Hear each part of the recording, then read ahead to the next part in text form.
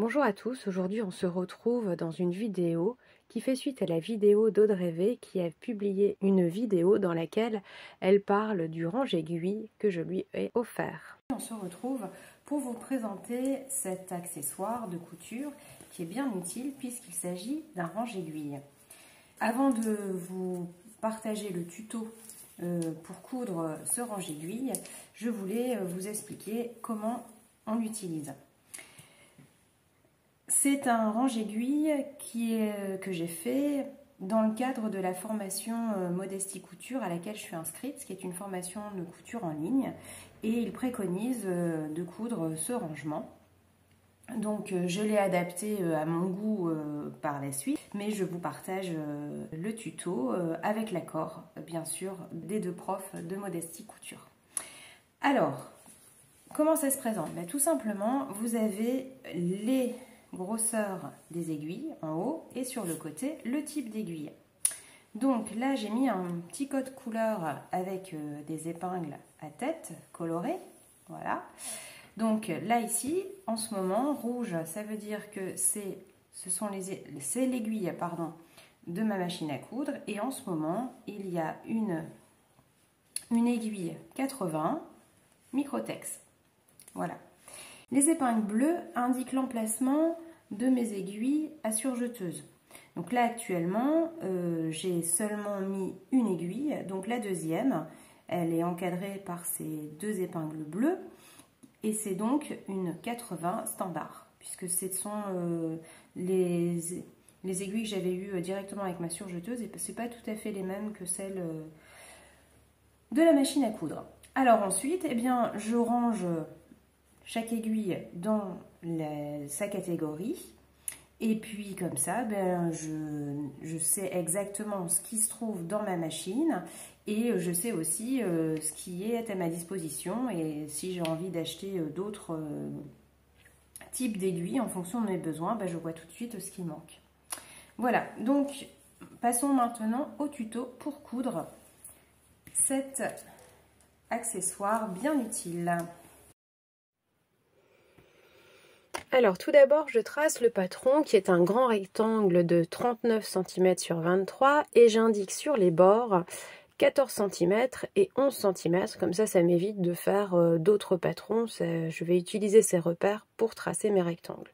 Et comme mon papier est assez épais, eh bien je le pose sur mes tissus et j'ai juste à tracer. Donc il va falloir 2 morceaux de tissu uni, un morceau de molleton, voire 2. J'ai trouvé que 1 c'était pas forcément suffisant. Un morceau plus petit de 14 cm de large à motif, et enfin un dernier morceau uni. J'ai choisi puisque c'est là que je vais apposer ensuite le flex pour personnaliser l'accessoire. Donc premièrement, on prend les 2 bandes de tissu, on les place endroit contre endroit et on va piquer à 1 cm. Ensuite, sur l'un des tissus unis, on va tracer ce quadrillage. Donc moi j'utilise un stylo friction. Comme ça j'aurai juste à coudre sur les traits, et ensuite bien sûr avec le fer à repasser, tout s'effacera. Donc là je mets en sandwich le molleton entre les 2 tissus unis que j'ai découpés. Et ensuite, je vais les faire maintenir avec ces petites pinces avant de pouvoir tout passer à la machine sur les traits verticaux et horizontaux. Donc je vais faire un point 3,5 puisque c'est un petit peu épais. Ensuite, au niveau quand tout sera cousu, eh bien un petit coup de repassage, ça permet d'enlever le flex. Et sur la partie du devant, eh bien j'écrase la couture pour que ce soit bien propre. J'ouvre. J'ai choisi d'ouvrir. On peut très bien replier d'un côté ou de l'autre, mais moi je préfère ouvrir.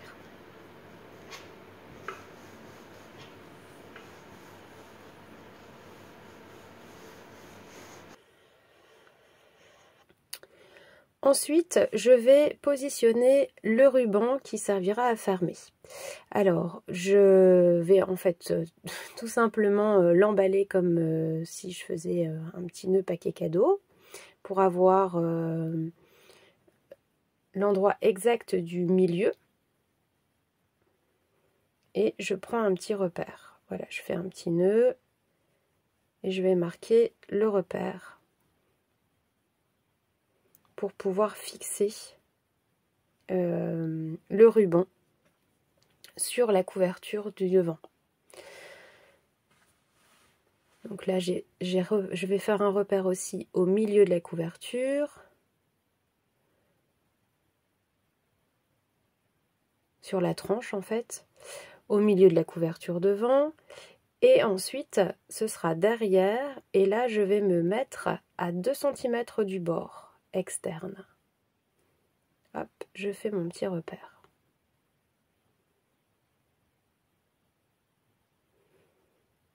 Voilà. Et à chacun des repères, je vais faire un point bourdon avec un fil de la même couleur que mon ruban. Comme ça, on va pas beaucoup le voir et ce sera très esthétique. Donc au préalable, bien sûr, je vais fixer avec une épingle.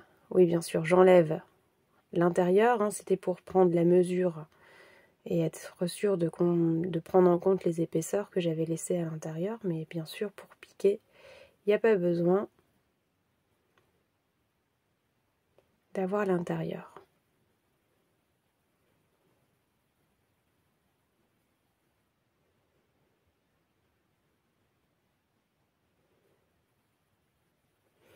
Pour le point bourdon, sur ma machine, je mets une largeur de point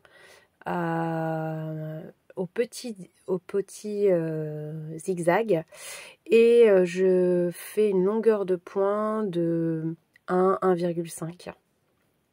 Ça fonctionne bien sur ma machine.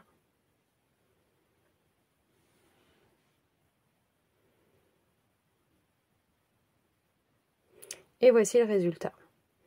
Donc j'ai choisi un fil ton sur ton. C'était la couleur qui se rapprochait le plus.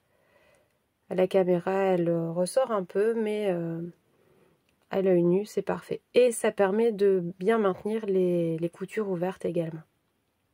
Alors ensuite, je vais bien mettre le ruban vers l'intérieur puisque je vais placer les endroits contre endroit, le devant et l'arrière de mon accessoire, de mon range aiguille. Donc je fixe avec des pinces et je vais marquer là où je vais m'arrêter puisque évidemment on va laisser une ouverture pour pouvoir retourner l'ouvrage. On va coudre à 1 cm, un point assez large, enfin long plutôt, et ensuite on va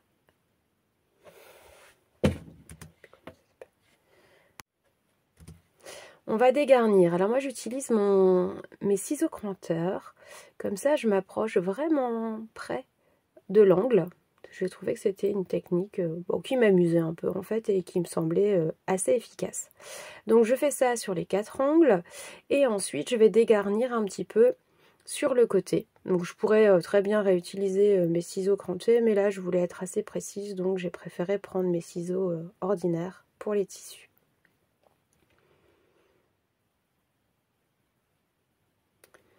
Voilà, donc là, ben voilà, ce qui serait mieux, c'est de laisser l'ouverture plutôt vers le bas de l'ouvrage, plutôt que vers le haut, mais bon, j'avais pas fait attention, mais c'est pas bien grave. Donc on retourne, hein, vous connaissez cette technique, qui est parfois un peu pénible, et puis on va prendre du temps pour bien faire ressortir les angles. J'utilise une baguette chinoise, petite baguette en bois pour éviter de trouer, mais les coins se forment bien. Et après, avec le fer à repasser, je vais repasser l'ensemble de l'ouvrage pour bien mettre les coutures et bien mettre bien replier l'ouverture afin de faire une piqûre nervure à 2 mm tout autour. Et voici le pourtour qui est cousu, donc un fini impeccable, une petite surpiqûre sur l'ensemble et le range aiguille est terminé. Voilà, pour voir comment je vais poser le flex, je vous invite à regarder la vidéo que j'ai faite à ce sujet. Je vous dis au revoir et à bientôt.